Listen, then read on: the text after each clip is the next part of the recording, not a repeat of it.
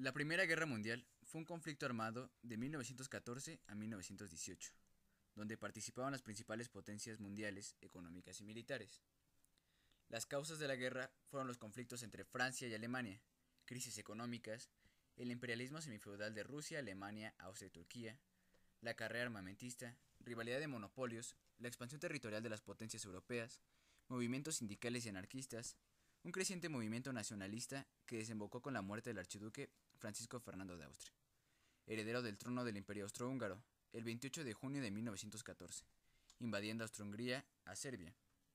El mundo quedó dividido en dos bloques, la Triple Alianza conformada por Alemania, Italia y Austria-Hungría, y la Triple Entente formada por Francia, Rusia, Inglaterra y finalmente Estados Unidos. Nadie esperaba una guerra prolongada. Los planes militares estaban destinados a destruir al enemigo en pocos días. Los alemanes buscaban la rápida derrota de los franceses para atacar luego a los rusos. El frente se estabilizó en una línea de trincheras, fortines y alhambras, la llamada Guerra de Posiciones. La táctica empleada hasta 1916 fue el intento de romper las líneas enemigas, concentrando en un punto la mayor cantidad de fuerzas.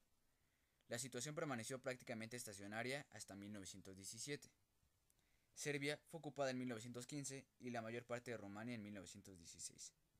El frente de Macedonia permaneció inalterable hasta el final de la guerra, al igual que el frente italiano. Los alemanes perdieron todas sus colonias, excepto Tanganica en África Oriental. Las elevadas pérdidas de Gran Bretaña provocarían que Estados Unidos entre a la guerra en 1917. En todos los países, incluso en los neutrales, se notó la escasez de alimentos y se hizo más difícil la vida de la población civil. Se impuso el estado de sitio, que suprimió las libertades individuales. Impuso censura de prensa, creó tribunales militares y el derecho de resiquia. Sectores burgueses se oponían a la continuación de la guerra en Rusia y Austria-Hungría.